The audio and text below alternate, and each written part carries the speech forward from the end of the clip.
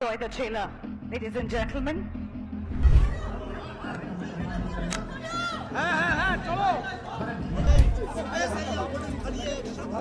पहली बार इस फिल्म का बीज बोया गया था, ये थॉट कब आया था? क्योंकि रहते हैं कि कोई और करे आके, कोई और आए और सुधार करे इसमें। मैंने कहा ऐसे तो कभी चेंज तो आएगा नहीं, we should be the change. अभी तक हमको ये नहीं पता कि उनकी मृत्यु का कारण क्या था, आज की तारीख तक पता नहीं है कि अगर एक पूरा का पूरा समुदाय 5 से 7 लाख के बीच में कुछ संख्या है जो वादी को छोड़ के चले गए, 35 साल हो गए अपने घर नहीं जा सकते वो, और जहाँ कहीं लगने लगा कि अभी हाँ शायद स्थिति थोड़ी ठीक हो गई है, तब पहलगाम हो जाता है। दूसरा पहलू ये भी कहा गया कि विवेक और पल्लवी या फिर आपकी प्रोडक्शन हाउस है वो प्रोपेगेंडा फिल्म्स बनाती है। कश्मीर के बारे में अगर हम बात करते हैं तो रूलिंग पार्टी इसमें कहाँ से आ जाती है? It just proves one thing कि जो हमने दिखाया था फिल्म में वो तो रियलिटी थी, उसको आप कैसे निगेट कर सकते हैं कि ये हुआ नहीं था। सबके दिमाग में क्या था, ये ट्रेलर को रोकना है। अरे भाई, आपकी सबसे पहली duty is towards your citizens, as police, as the government. आपकी मेहनत तो उतनी ही है, आपके इमोशंस तो उतनी इन्वेस्टेड है उसमें। तो इस तरह से अगर कोई आपके काम को रोक दे तो केस तो पहुंचती है। It really hurts me to see television का एक्चुअली पतन हो गया है। जब से फिल्म द बंगाल फाइल्स की घोषणा हुई है तभी से फिल्म चर्चा का विषय बन गया है, कभी इसकी कहानी को लेकर तो कभी इस पर पॉलिटिकल रिएक्शंस को लेकर। नमस्कार, मैं हूं किरण जैन और आप देख रहे हैं अमर उजाला डिजिटल। इस वक्त हमारे साथ है पल्लवी जोशी, जो इस फिल्म की प्रोड्यूसर भी है और एक्ट्रेस भी। पल्लवी, अमर उजाला में आपका स्वागत है। Thank you. पल्लवी, वो दिन याद आ रहा है जब पहली बार इस फिल्म का बीज बोया गया था, ये थॉट कब आया था इस फिल्म को लेकर? 2012 में हमने एक ऐसे हम लोग बात कर रहे थे कि एक जनरली जैसे अपने लिविंग रूम्स में बातें होती है ना कि अरे हमारे यहाँ ये नहीं होता, ये नहीं होता, ये होना चाहिए, ये वो होना चाहिए, फलाना होना चाहिए, धमाका होना चाहिए। तो सडनली एक दिन मैं और विवेक हम लोग बात कर रहे थे, फिर हम दोनों के मन में एक साथ ही ऑलमोस्ट एक थॉट आया कि हम हमेशा यही बातें करते हैं कि ऐसा होना चाहिए और रुके रहते हैं कि कोई और करे आके, कोई और आए और सुधार करे इसमें। मैंने कहा ऐसे तो कभी चेंज तो आएगा नहीं, we should be the change. हम क्यों नहीं करते? हमें भी तो करना चाहिए। कुछ ऐसे बोलते रहेंगे तो फिर हमारे से पहली जो जनरेशन थी वो ऐसे ही निकल गई, हम भी ऐसे ही निकल जाएंगे दुनिया से। कोई तो शुरुआत करें। तो हाँ, कहीं से तो कुछ तो करें। हम बात नहीं करेंगे, हम कुछ करेंगे। तो he said because exactly my thoughts, तो चलो let's do something. And then ऐसे ही फिर बातचीत होती रही हमारी। We formed I am Buddha, और हमने सोचा कि हम भारत पे हम कुछ बनाना चाह रहे थे, ख़ास करके हमारे लोकतंत्र पे। तो हमने सोचा कि हमारा जो नेशनल एम्ब्लम है, हमारे जो 3 शेर हैं, तो वो क्या सिग्निफाई करते हैं। तो ये हमारे 3 अधिकार हैं। एक हमारा सत्य पे अधिकार है, एक हमारा न्याय पे अधिकार है, और दूसरा हमारा जीवन जीने पे हमारा अधिकार है। तो फिर उसके ऊपर चलो काम शुरू किया, फिर रिसर्च करना शुरू किया। तो पहला जो हमने मुद्दा उठाया था राइट टू ट्रूथ, उसमें शास्त्री जी की मृत्यु के बारे में बात की। अभी तो 60 साल हो गए हैं। अभी तक हमको ये नहीं पता कि उनकी मृत्यु का कारण क्या था, आज की तारीख तक पता नहीं है। कोई बता ही दे हमें कि हाँ भाई ऐसा कुछ नहीं है, कॉन्स्पिरेसी थियरीज हैं सारी, और उनको वाकई में हार्ट अटैक हुआ था, हम तैयार हैं मानने को, लेकिन कोई बताए तो अगर हमारे दूसरे प्रधानमंत्री, स्वतंत्र भारत के दूसरे प्रधानमंत्री के मृत्यु के बारे में ही हमें पता नहीं है, तो आप और मैं, हमारे जैसे जो कॉमन सिटीजन्स हैं, हमारा राइट टू ट्रूथ क्या है। फिर दूसरी फिल्म में हमने राइट टू जस्टिस का मुद्दा उठाया था, कश्मीरी पंडितों का मसला उठा के, कि अगर एक पूरा का पूरा समुदाय 5 से 7 लाख के बीच में कुछ संख्या है जो वादी को छोड़ के चले गए, 35 साल हो गए अपने घर नहीं जा सकते वो, और जहाँ कहीं लगने लगा कि अभी हाँ शायद स्थिति थोड़ी ठीक हो गई है, तब पहलगाम हो जाता है। तो कॉमन सिटीज़न को क्या राइट टू जस्टिस है, जबकि एक पूरा का पूरा एक कम्युनिटी को ही जस्टिस नहीं मिली आज तक। और तीसरा हमारा था राइट टू लाइफ। तो इस फिल्म के लिए हमने रिसर्च शुरू की 2020 में, क्योंकि 2020 में हम लोग मार्च में हमारा पहला शेड्यूल कश्मीर फाइल्स का कश्मीर में था, और हम निकलने वाले थे 20 तारीख को, और कुछ 15 या 16 तारीख को मेरे ख्याल से वो आ गया था कि अभी सब शूटिंग्स बंद कर दी हैं। अच्छा। और 24 तारीख को तो लॉकडाउन ही हो गया था। तो उसके बाद वो 3-4 महीने हम लोग घर पे थे। क्या करते, कुछ कर रहे थे, कुछ पॉडकास्ट कर रहे थे, कुछ कर रहे थे, और फिर जो समय था उसमें हम लोग फिर पढ़ने लगे। तो वहाँ से ये रिसर्च बंगाल फाइल्स की एक्चुअली शुरू हुई, इंटेंसिफाई वहाँ से हुई। उसके पहले से हमने कुछ बुक्स पढ़नी तो शुरू की थी, लेकिन वहाँ से थोड़ा सा जोर पकड़ लिया इसको। फिर कश्मीर फाइल्स में थोड़ा हम लोग बिजी हो गए, तो थोड़ा सा एक टीम हमने लगा दी थी इस पर कि जो कर रहे थे बैकग्राउंड में रिसर्चेस। तो अभी 5 साल हो गए, 5 साल में इतना सारा डेटा आ गया कि वो थोड़ा स्क्रिप्ट लिखना ही मुश्किल हो गया था, क्योंकि बहुत ज़्यादा जब आपके पास फैक्ट्स आ जाते हैं तो कौन से फैक्ट रखें, कौन से नहीं रखें। बट काफ़ी हमने 5-6 कोशिशें की अलग अलग स्टोरी लेके, कुछ मज़ा नहीं आ रहा था, until फाइनली एक ऐसा, जैसे कहते हैं ना कि हाँ ये मिल गया। तो वो बहुत अच्छी स्क्रिप्ट लिखी विवेक ने, तो हम सबको एकदम, मतलब all of us together liked it. और उसके बाद फिर खैर उसमें उसके फिर ड्राफ्ट्स बने, तो वो कुछ 19-20 ड्राफ्ट्स के बाद we had a film on hand. 13 साल पहले आपकी इस जर्नी शुरुआत आपने शुरू की थी, तब आपका इंटेंशन तो यही था कि सच्चाई को उजागर करना है हमारे देश के लोगों के सामने। हालांकि दूसरा पहलू ये भी कहा गया कि विवेक और पल्लवी या फिर आपकी जो प्रोडक्शन हाउस है वो प्रोपेगेंडा फिल्म्स बनाती है, गवर्नमेंट को ध्यान में रखकर, और उनका इंटेंशन तो कुछ और ही है। Overall as an artist, as a creative person, आप इस पूरे ओपिनियन को किस तरह से डील करती है, and how do you make sure कि आप अपनी बातों को रख पाए? देखिए, मैं इन चीज़ों पे ज़्यादा गौर नहीं करती, क्योंकि ताशकंद फाइल्स और कश्मीर फाइल्स, इन दोनों फिल्मों ने ये प्रूव कर दिया है कि जो लोग ये बातें करते हैं उससे कई ज़्यादा की संख्या में ऐसे लोग हैं जो हमारी फिल्मों को देखते हैं, देखना चाहते हैं। तो मैं उनके लिए सोचूंगी ना, because as a creative person, as a film maker, मेरी जो ऑडियंस है, मैं उनको ज़्यादा रिस्पेक्ट दूंगी। जो मुझे ही रिस्पेक्ट नहीं दे रहे हैं उनके बारे में मैं क्यों सोचूं? तो सबसे पहले तो इन सब चीज़ों में पढ़ना नहीं चाहिए, ऐसा मेरा मानना है। मैं पढ़ती भी नहीं। और दूसरी बात यह है कि कश्मीर के बारे में अगर हम बात करते हैं तो रूलिंग पार्टी इसमें कहाँ से आ जाती है? जब कश्मीरी पंडित समुदाय जब पूरा निकला था कश्मीर से, कौन सी थी रूलिंग पार्टी तब? किसने उनकी मदद की थी? अभी कश्मीर का अगर मुद्दा उठ रहा है तो कौन उनकी मदद कर रहा है? ये मतलब बहुत सारी चीज़ें ऐसी हैं कि जो लोग बोल देते हैं बोलने के लिए, फैक्ट चेक नहीं करते। तो मैं सिर्फ ये कहना चाहती हूँ कि हमने कश्मीर फाइल्स बनाई। आपको लगता है जो भी हमने किया, प्रोपेगेंडा किया, आप अपनी ओपिनियंस अपने घर पे रखिए। आपने रियलिटी नहीं देखी उसके बाद पहलगाम में, तो तब सब चुप हो गए उसके बाद। तो मुझे ऐसा लगता है कि हमको और कितने भारतीयों की जान हमें खोनी पड़ेगी जिससे पहले कि लोग इस तरह की बेवकूफ़ों वाली बात करना बंद कर दें। It was so heart wrenching when Pahalgam happened, क्योंकि सडनली सोशल मीडिया पे एकदम से कश्मीर फाइल्स वापस ट्रेंड होने लगे। और मैं ये सोच रही थी कि 27 लोगों की जान गई है और लोग एक फिल्म के बारे में बात कर रहे हैं, हमसे आके पूछ रहे हैं मैं क्या बोलूँ उस वक्त पे? I mean, it is so small to even talk about something like this, लेकिन it just proves one thing कि जो हमने दिखाया था फिल्म में वो तो रियलिटी थी। उसको आप कैसे निगेट कर सकते हैं कि ये हुआ नहीं था? और कश्मीर के वक्त चलिए हमें थोड़ी देर हो गई थी, बिकॉज हम जब ये इंसिडेंट हुआ तब हम भी मैच्योर थे, हम भी यंग थे। I was only about 23 years old when this happened. I wasn't a film maker, I was only an actor. लेकिन अभी जब हमको रियलिटी पता है तो कहीं और दूसरा कश्मीर ना हो, इसके लिए भी तो हमें कुछ करना चाहिए। तो वो कोशिश हमने बंगाल फाइल्स में की है। तो अब सबको लगता है कि ये और इन्होंने कुछ अगर नया किया है तो ठीक है, आप सोचते रहिए, आपको जो सोचना है।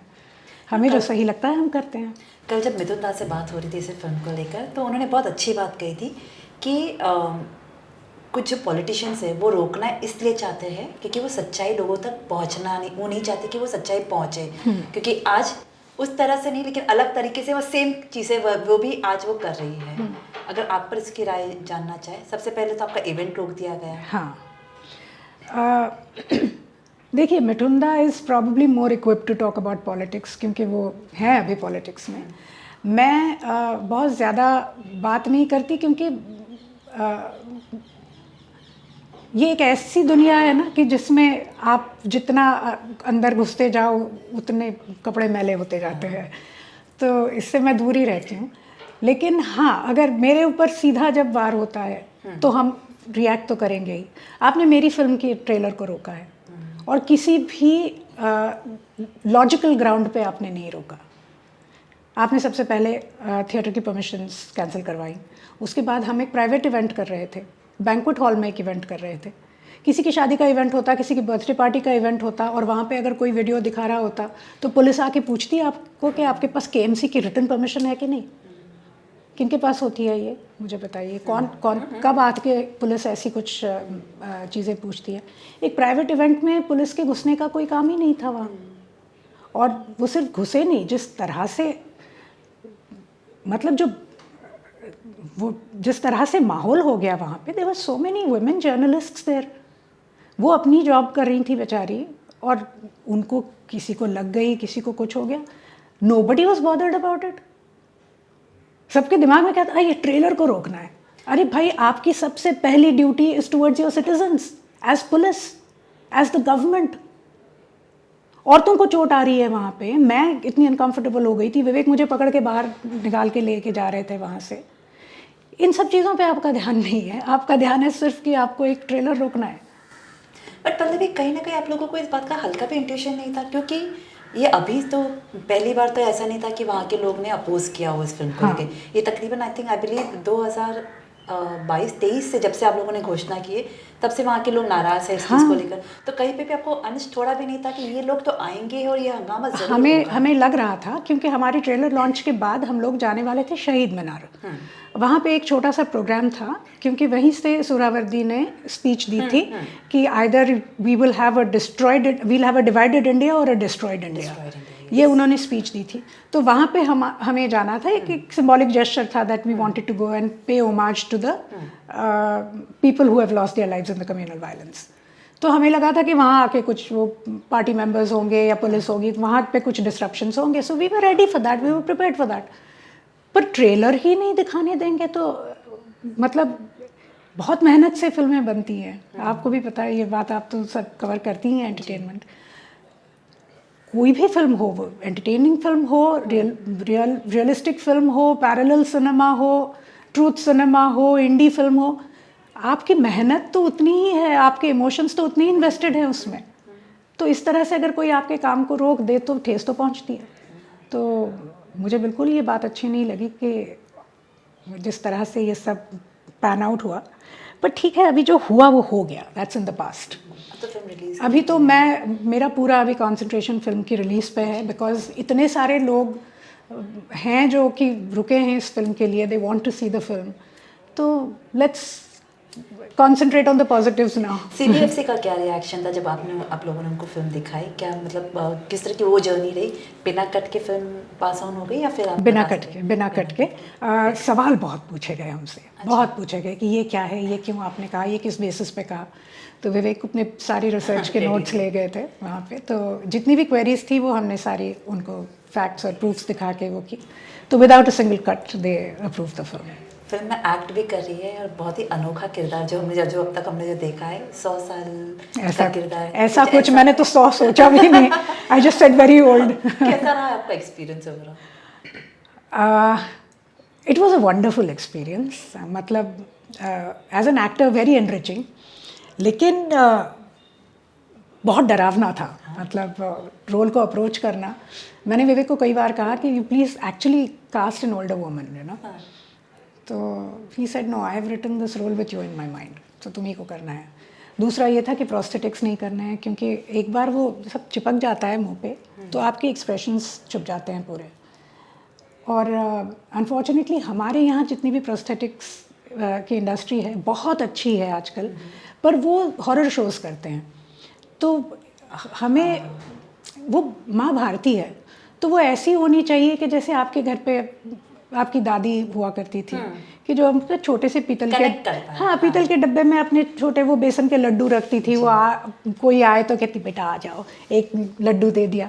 तो वो किसी प्यारी सी अपनी दादी हुआ करती थी, बुढ़ी माँ एकदम लगती थी, वैसी हमको दिखानी थी। अब जब भी हम लोग प्रोस्थेटिक ट्राई करें वो थोड़ी डरावनी लग रही थी शक्ल, तो मैंने कहा ये तो काम करेगा ही नहीं।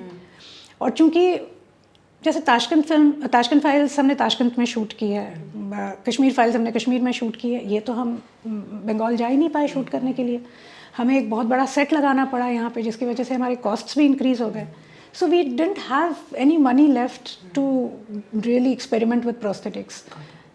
वरना तो मतलब अगर थोड़ा होता तो maybe we could have hired some prosthetic artist from outside. तो हमने कहा बिना प्रोस्थेटिक्स के करना है तो फिर मेकअप में ही करो, फिर कुछ सारे एक्सपेरिमेंट्स किए हमने, थोड़ा सा VFX का भी साथ लिया। फिर देन वी रियलाइज कि लेट इट बी। अभी ये दिमाग में नहीं रखते कि 100 साल का दिखना है, क्योंकि वो तो एक अनअचीवेबल थिंग है बिना प्रोस्थेटिक्स के। उसके सोल को पकड़ते हैं। अब कहना तो आसान है, सोल को पकड़ते, किसको पकड़ना है, मुझे ही तो पकड़ना है तो मैं कैसे पकड़ूं अब उसको। तो मेरी जो हालत ख़राब हुई थी, तो मैं बस रियाज किए जा रही थी आईने के सामने कि मैं जब आप कह रही हो कि प्रोस्थेटिक नहीं यूज़ किया, तब हम मतलब लग रहा है कि अच्छा नहीं, बट अगर एज एन ऑडियंस अगर मैं देखूंगी तो ऐसा लग रहा है कि हाँ नहीं यूज़ किया हुआ है। ऐसा बिल्कुल भी नहीं लग रहा है कि आपने एकदम उसको नेचुरल रखने की कोशिश। हाँ नहीं, makeup we have done makeup but we haven't done prosthetic. हाँ मतलब मेकअप तो दिख रहा है, बट वो ऐसा नहीं लग रहा कि वो प्रोस्थेटिक है। सो तो ठीक है। क्वेश्चंस पहले भी इस जर्नी में almost I think I believe 30 years के ऊपर हो गए। आपने 4 साल की उम्र में आपने शुरू मैंने this is my 50th year. 50 ऐसा कोई किरदार, but thank you for thinking only 30 years which makes me like what 33 34 years old. ऐसा कोई किरदार जब तक लगता है कि पल्लवी ने नहीं एक्सप्लोर किया? नहीं ऐसा तो कुछ नहीं लगता, क्योंकि मैंने जितने भी किए हैं आज तक कैरेक्टर्स, वो सब मैंने बहुत सोच के, बहुत मैं बहुत चूज़ी रही हूँ। Even on television I have been very choosy about my work. तो जब तक मुझे कोई एक्साइट नहीं करती थी कैरेक्टर, मैं हाँ नहीं करती थी। My father used to get very upset with me, क्योंकि उनको ये था कि मेरी बेटी का करियर हो, और मैं ये कहती थी कि नहीं, मेरे I was into very niche ये। तो वो कहते थे तुमको you have to stand on your own 2 feet, पैसे भी कमाने, हर चीज़ को नहीं करोगे तो कैसे चलेगा। बट देन मैंने जितने भी कैरेक्टर्स किए हैं, थॉरली एन्जॉयड प्लेइंग देम। तो मतलब ऐसा कुछ नहीं है, कुछ लोगों का होता है कि they want to play some एक मैड वुमन और अ ड्रग एडिक्ट, और या मैंने कोई हिस्टोरिकल फिगर का रोल नहीं किया है वगैरह, ऐसा कुछ नहीं है मेरा। बट हाँ, मुझे ऐसा कुछ चाहिए हमेशा कि जो मुझे चैलेंज करता रहे, जो वाकई में मेरी हालत ख़राब करे, जैसे इस कैरेक्टर ने की, तभी तो मज़ा आता है। विवेक के साथ काम करना, आप रियल लाइफ पार्टनर्स भी हो, ऐसे में चैलेंजिंग क्या रहता है? क्योंकि सोच अलग अलग होती है, उसको संभाल कर रखना, ताकि पर्सनल लाइफ में कभी इश्यू ना हो जाए आप दोनों के बीच में एज अ पार्टनर रिलेशनशिप में। नहीं, उसमें तो नहीं होता, बिकॉज हमारी वर्किंग रिलेशनशिप बहुत वेल एस्टेब्लिश्ड है। हम शादी के पहले से एक साथ काम कर रहे हैं, तो हम दोनों एक दूसरे को बहुत अच्छे से समझते हैं। कुछ चीज़ों में उनकी राय चलती है, कुछ चीज़ों में मेरी चलती है, तो वो करेक्ट बैलेंस हो जाता है। और जहाँ हमें ओपिनियंस देने होते हैं हम देते हैं ओपिनियंस, सामने वाले को लेने होते हैं तो लेते हैं, नहीं तो नहीं लेते। तो हम दोनों के बीच में वो अंडरस्टैंडिंग है। बस एक ही इसकी फ्लिप साइड है कि काम कभी ख़त्म नहीं होता। हम घर पे आके भी काम की ही बात करते रहते हैं, तो कभी कभी it gets too much. Sometimes I am sleeping reading a book and suddenly Vivek says, अरे तुमने फ़ोन कॉल किया कि नहीं? नाउ क्या, मैं अच्छी बुक पढ़ रही हूँ, ये नहीं नहीं नहीं नहीं, तुम सुबह उठते साथ ये करना। तो वो जो एक डाउन टाइम चाहिए होता ना, घर जाने के बाद आपका काम ख़त्म हो गया दिन का, वो नहीं होता। बस that is the only flip side, otherwise it's all right. You mentioned about your television career also. अब जब आप टेलीविज़न को देखती हो, आई एम श्योर आपके पास इतना वक्त तो नहीं होता होगा कि टेलीविज़न शोज़ देखने के, बट अगर आप कुछ, if you come across any television show का concept something, what is that one thing which you feel कि चीज़ अब तक बदली ही नहीं है, and as a maker you feel कि अभी हमें थोड़ा सा प्रोग्रेस होना बहुत ज़रूरी है? मैं एक बात बताऊँ, हम जब टेलीविज़न करते थे, दूरदर्शन का समय था वो, दूरदर्शन और metro, they I call them the good old Doordarshan days, क्योंकि तब वीकलीज आया करते थे। और इतना प्रोग्रेसिव काम हमने किया है तब टेलीविज़न पे। आप देखिए मृगनयनी जैसी सीरियल आई, भारत एक खोज, रजनी, उड़ान, और कौन सी एक Darpan. I mean there were so many good shows which came. Air hostess थी एक किटू गिडवानी की, Shanti was there, Aarohan was there. तो उसमें बहुत वुमेन्स एमांसिपेशन का स्कोप रहा, हमने बहुत प्रोग्रेसिव रोल्स में औरतों को दिखाया। ये जब से प्राइवेट टेलीविज़न शुरू हुआ है, फॉरेन चैनल्स आने लगे हैं, और उसके बाद ये डेली सोप का जब से चलन शुरू हो गया, तब टेलीविज़न सडनली एक बहुत एक अच्छा टेस्टफुल मीडियम हुआ करता था तब। और अच्छे अच्छे डायरेक्टर्स, गोविंद निलानी, रमेश सिप्पी, सुधांशु मिश्रा, बहुत सारे डायरेक्टर्स, श्याम बेनेगल, कितने लोगों ने टेलीविज़न किया है, अच्छे डायरेक्टर्स, मतलब एक दर्जे के डायरेक्टर्स ने।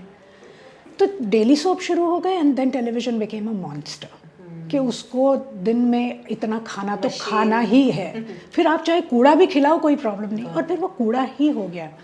और बहुत दिल दुखता है क्योंकि मैंने अपना करियर टेलीविज़न से शुरू किया है बड़े होने के बाद। तो it really hurts me to see television का एक्चुअली पतन हो गया है। और ओपन एंडेड है सब कुछ, कोई स्टोरी नहीं है, क्योंकि बिगिनिंग है सिर्फ, और मिडल नहीं है, एंड नहीं है, चलता जाता है सिलसिला। इस जर्नी में, इस लंबी जर्नी में कभी ऐसा हुआ पल्लवी कि एक्चुअली सच में काम नहीं मिल रहा है? जैसे आपने अभी फाइनेंस का भी जिक्र किया कि जब आप इस तरह की फिल्में करते हो, फाइनेंस एक टाइम पे ख़त्म भी हो सकता है, ये रिस्क हो जाता है। बट आपकी जर्नी में अगर देखा जाए, कभी ऐसा हो कि आपको काम नहीं मिला हो आपकी सोच की वजह से या आपकी चॉइस की वजह से, और आप एक्चुअली वेट कर रहे हो काम को लेकर? You know, this happened way back 2006-07 के बाद। Okay, I didn't get any offers after that. What was the reason? I have no idea. और फॉर्चुनेटली मैंने उससे पहले थोड़ा सा आई रियलाइज्ड कि आपको कभी कभी एक वो हो जाता थोड़ा, है, हाँ। You realise the tide is not your, you know, not coming your way. तो मैंने प्रोडक्शन अपना शुरू कर दिया था। तो मैंने मराठी शोज़ मैंने बनाने शुरू किए थे। So I kept doing that, and after that, then because I had time on my hands, then we formed I Am Buddha. अच्छा। और फिर हम उसमें बिजी हो गए, and thank God for that, क्योंकि नहीं तो मैं पागल ही हो जाती अगर, you know, क्योंकि finances तो हैं अपनी जगह, but for a working woman, I'm sure you realize कि अगर काम नहीं हो तो हम पागल हो जाएं घर पे। तो मैं कितनी दिन घर पे बैठ के, you know, घर खेलती बच्चे भी बड़े हो गए थे तब तक, I mean they also didn't need me। तो समटाइम्स यू फील दैट जब कुछ अच्छी चीज़ होनी होती है तब वो हो जाती है, इट कीप्स योर सैनिटी। होता है अच्छे के लिए होता है। तो नेशनल अवार्ड्स मिले हुए हैं फिल्मों को आपके, क्या एक प्रेशर भी होता है क्योंकि इतनी उम्मीदें लोगों की अब बढ़ चुकी है? तो as a person, not as a creative person, but just as a human, आपको लगता है कि यार इस बार भी कुछ अनोखा करना है?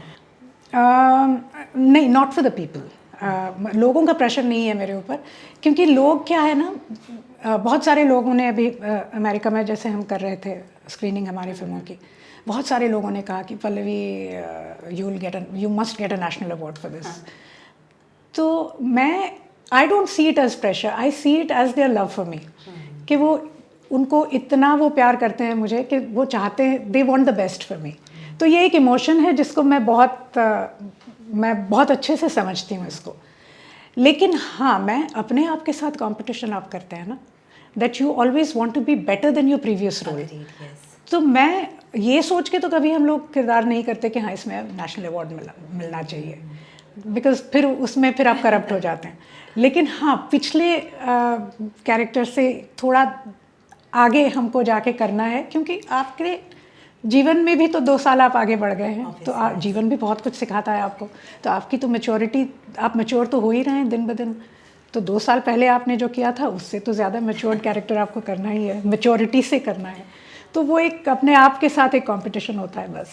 चलिए, चलते चलते, जैसे फिल्म वैसे तो देश भर में रिलीज़ होगी लेकिन बंगाल में नहीं होगी, तो अगर एक पोलाइटली अगर कहना चाहो बंगाल के लोगों को या वहाँ के लोगों को ये फिल्म देखने के लिए, किस तरह से कहेंगे आप? हम तो देखिए पूरी कोशिश करेंगे बंगाल में ये फिल्म रिलीज़ हो, क्योंकि हम चाहते हैं कि सारे लोग इस फिल्म को देखें।